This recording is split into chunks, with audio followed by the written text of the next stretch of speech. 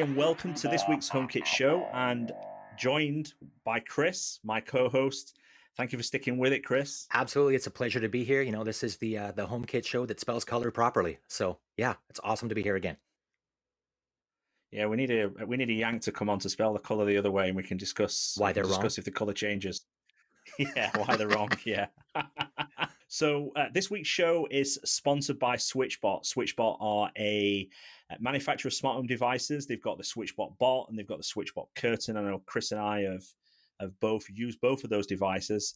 Later on in the show, we're going to be talking a little bit more about their products and also revealing two products which are going to be coming later in this year.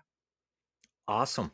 Definitely a brand that I am a fan of. So looking forward to talking about that. So in the news this week, when we're talking about the Eve Aqua receiving Thread support, Aqara releasing adaptive lighting support, and also Vocalink Opto, which is a HomeKit secure video camera. Some rumors around the Vocalink Ripple, and also the SmartMe air purifier, which is starting to ship in the US. Absolutely. So let's start at the top there. The Eve Aqua Thread, which is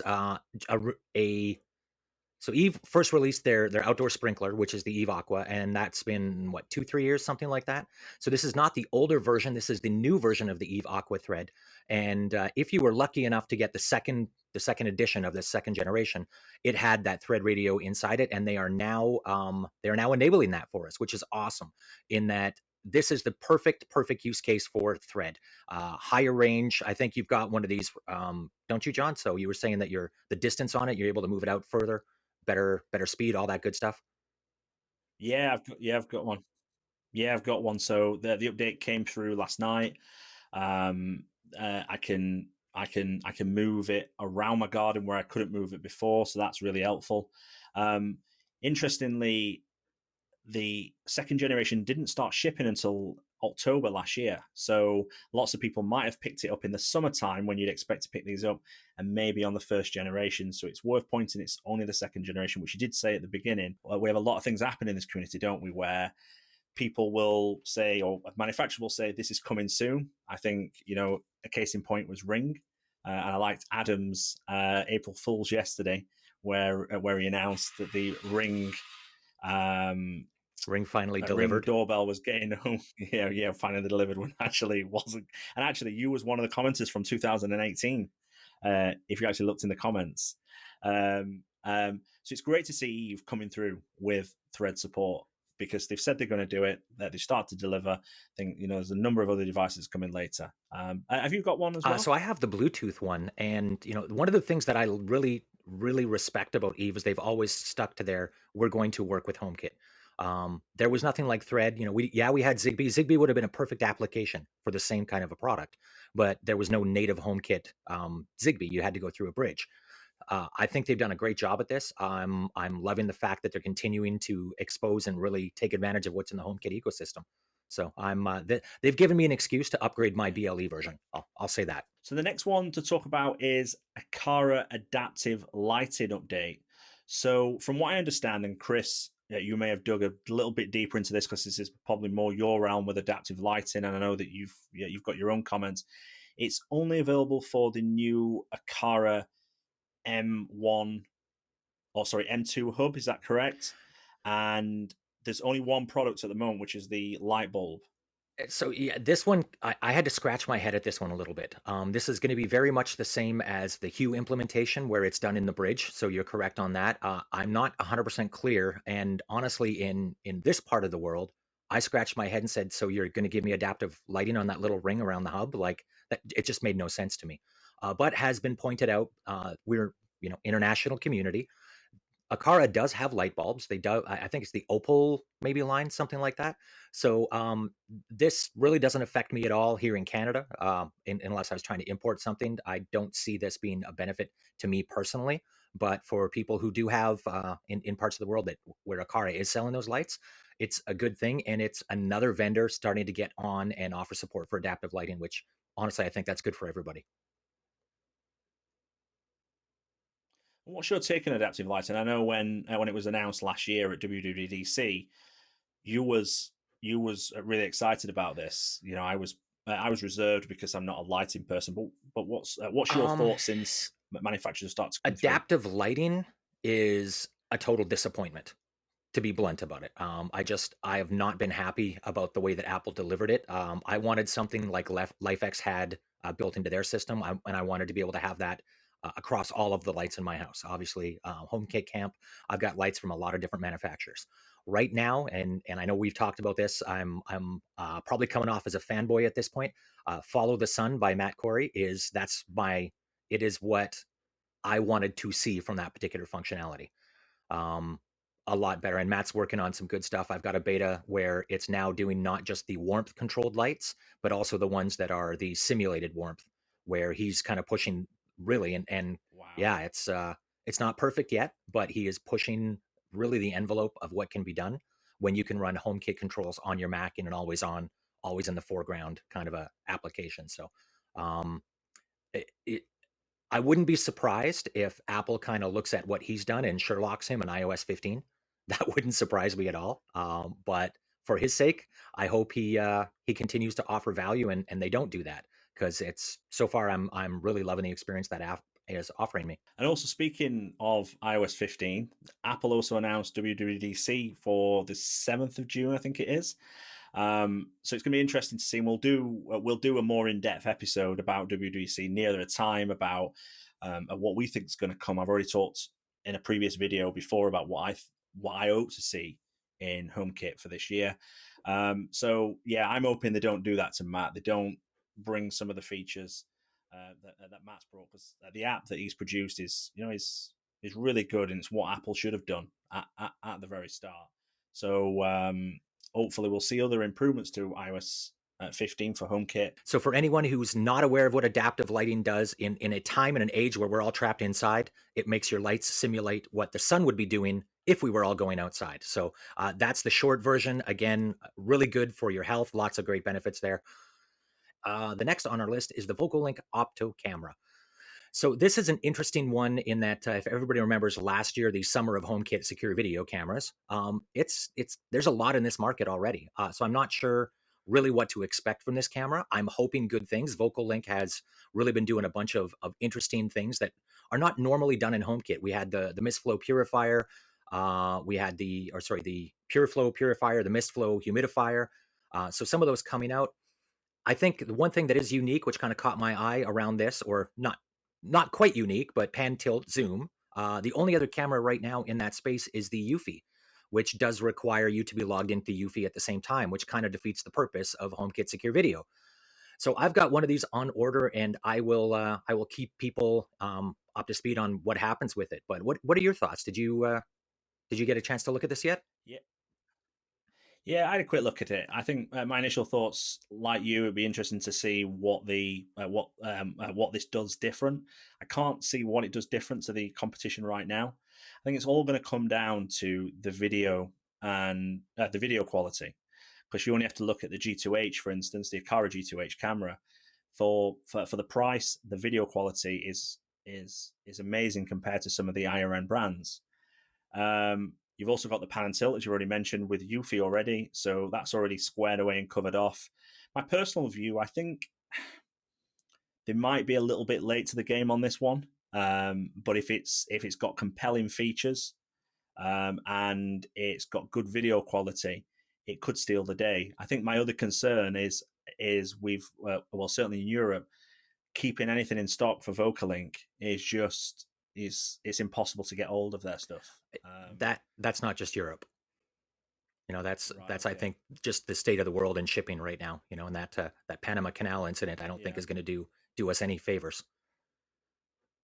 Yeah. Yeah. Um, you know, Yeah. I think my car down there. the only other thing I would mention on this, and we'll get out in front of this right now, you heard it here. It's not Thread, and that's okay, everybody.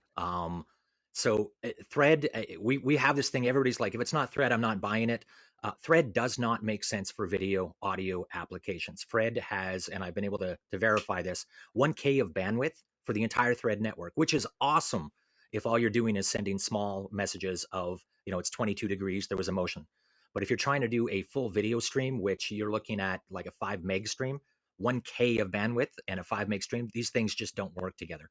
So before anybody goes, hey, it's not Thread, I'm not buying it, you're never going to see a Thread video camera. And that's okay, everybody. It's okay. Next on our list, we have the Smart Me air purifier is starting to ship. So I do have one of these coming in. They're not coming to Canada yet, but I have seen off of the Indiegogo that it is starting to ship into the US at least. So if any of the audience has any comments on that, feel free to reach out to us and let us know how things are going with you. I would love to hear how things are going with this. Again, another air purifier in the HomeKit camp that is actually HomeKit certified is that's a good thing. I think as long as it's a company that sticks around, it's one of those products. I think I spoke about this last time. My biggest concern with products at this price point, where you have to replace consumables, as long as the company sticks around, it's a great option.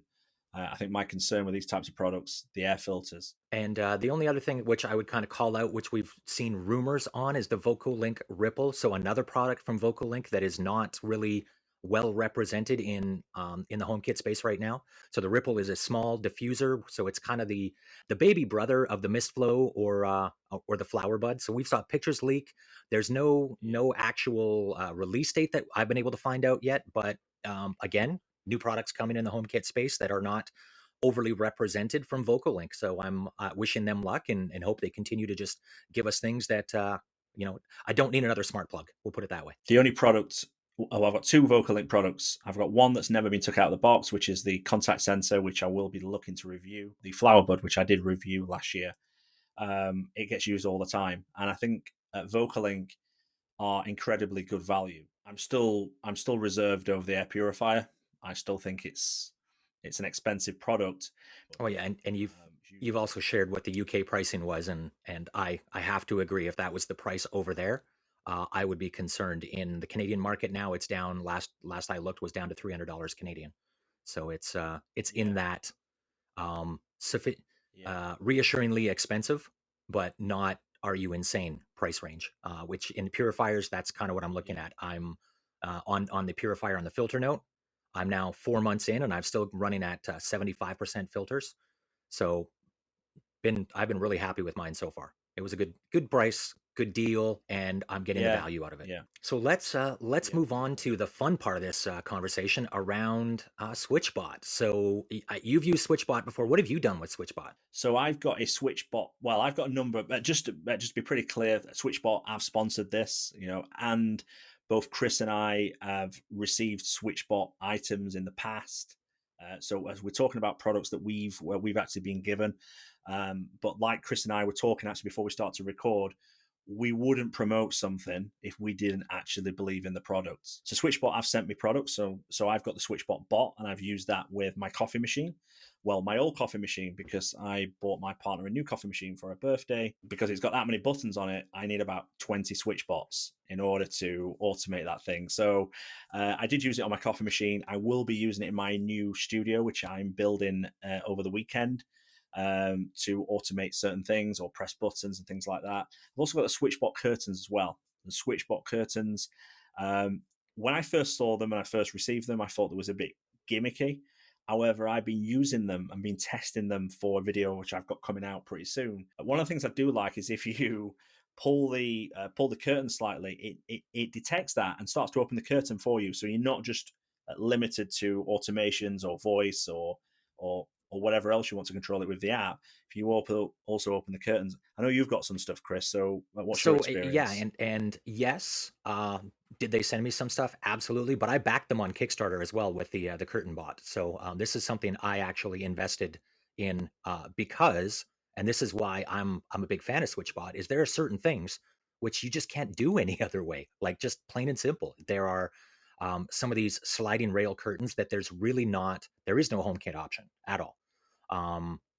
The other one that I did, which was just a absolute blast for the kids, is we did a Harry Potter marathon, and I did a video on this on SwitchBot where we used the IR blaster out of the hub and used that to be able to turn on a whole bunch of IR candles. So it was a little bit expensive because I probably have close to, I don't know, 50, 60 candles that are all IR flickering LED candles.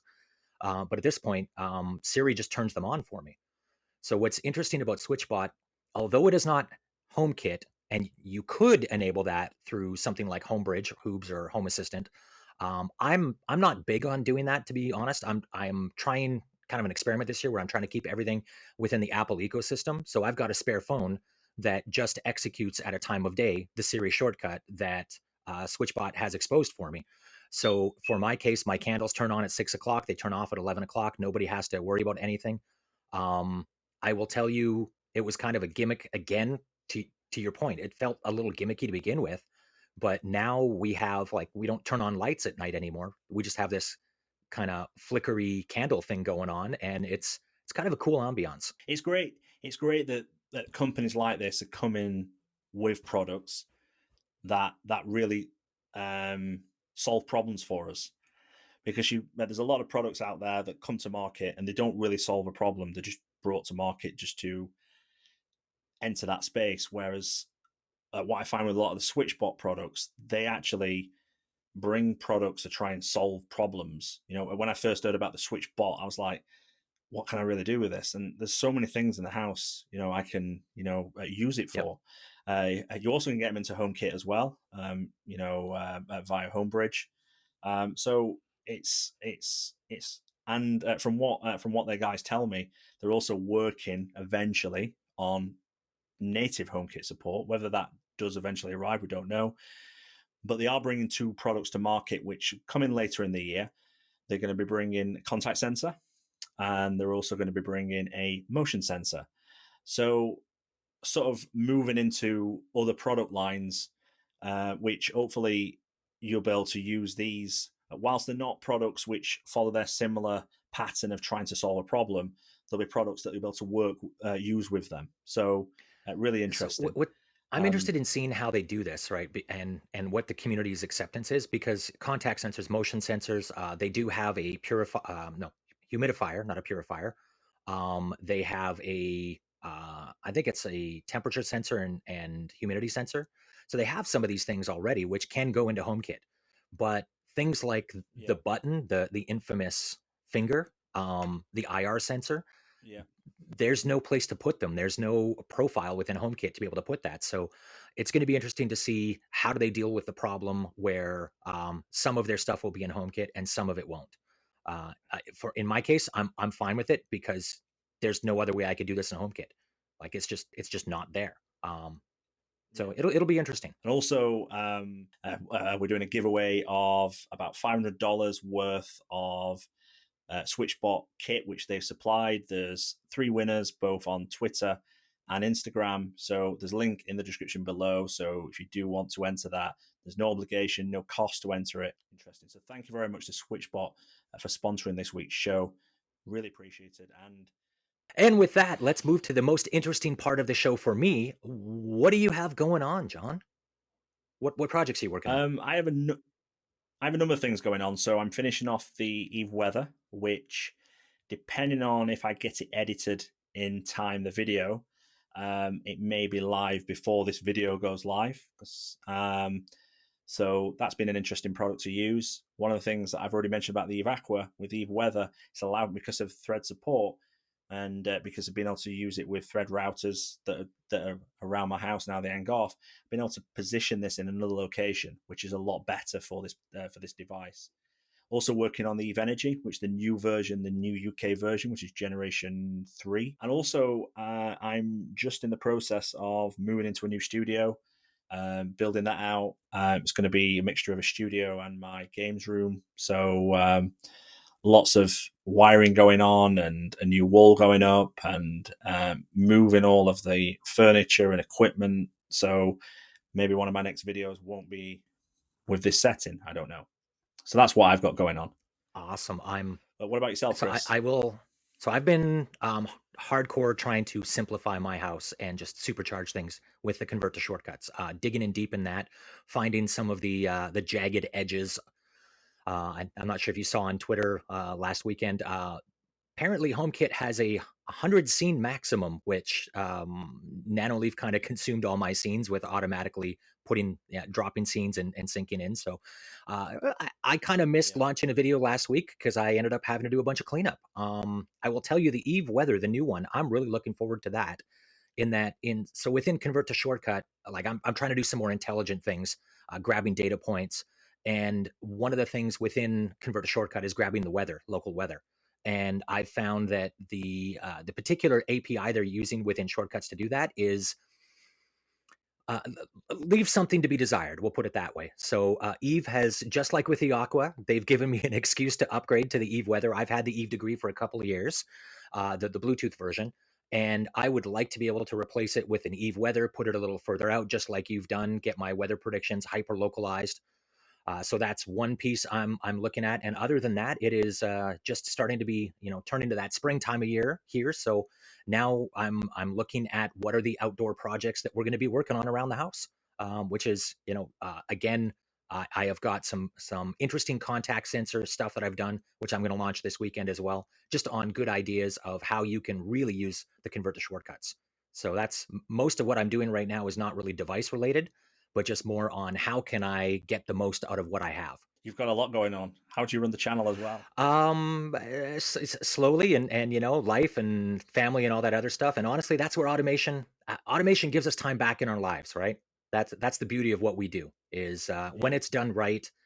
Yeah, there's those bad weekends like last weekend where you end up fighting with something for the weekend. But when this stuff goes properly, it can save us time, money, and I love it when my kids go, "You have no idea how smart my house is," to their friends. It's makes me feel warm inside. So the only other thing I would say to everybody is if any of the audience members has any questions, comments on the show, any of those kinds of things, absolutely put those in the video details, the comments down below. But if you want to reach out to us on something else, feel free to do that on Twitter and use hashtag HomeKit Show. That's hashtag HomeKit Show. And John and I will try to get back to that as quickly as possible. And again, we've got an entire team HomeKit that's kind of watching our stuff. And I'm sure you might see some of the other creators chime in as well. So that's a wrap on this week's HomeKit Show. Thank you, Chris. And if you want to check Chris out, there's a link to his HomeKit channel, his blog, his Twitter account, and everything else that he is signed up to. So you want to check out the description and also the show notes. And thank you very much for watching this week. It's been really appreciated. Again, if you've got any questions, comments, leave it in the comment section below and we'll try and get back to you. So Chris, thanks very much for this week. Enjoy your Easter weekend. For those of you in the world celebrating anything this weekend, enjoy your time off, time with family, and we'll see you on the next round. Great stuff. Thank you very much. Speak to you soon.